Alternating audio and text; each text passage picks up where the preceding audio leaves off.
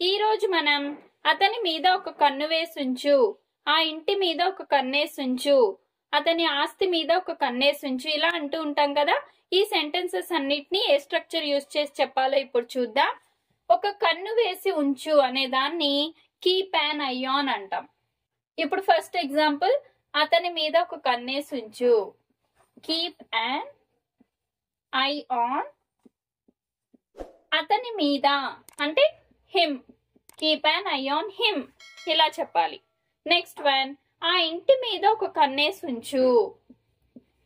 Keep an eye on ఆ ఇంటి మీద అంటే దట్ హౌస్. ఆ ఇంటి మీద ఒక కన్నేసి ఉంచు.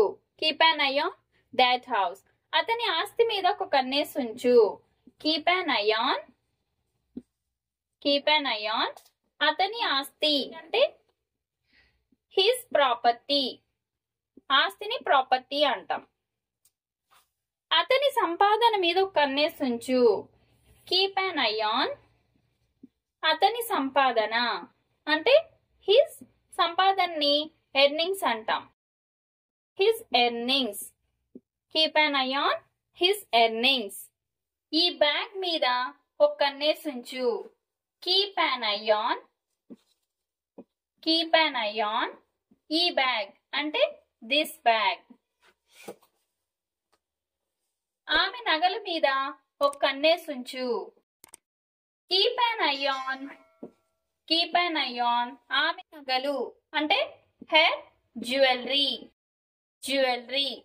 Keep an eye on her jewellery. నా సీట్ మీద ఒక కన్నేసి ఉంచు. బస్సులో నా సీట్ చూస్తూ అంటారు కదా. Keep an eye on my seat. ఆమె ప్రవర్తన మీద ఒక కన్నేసి ఉంచు.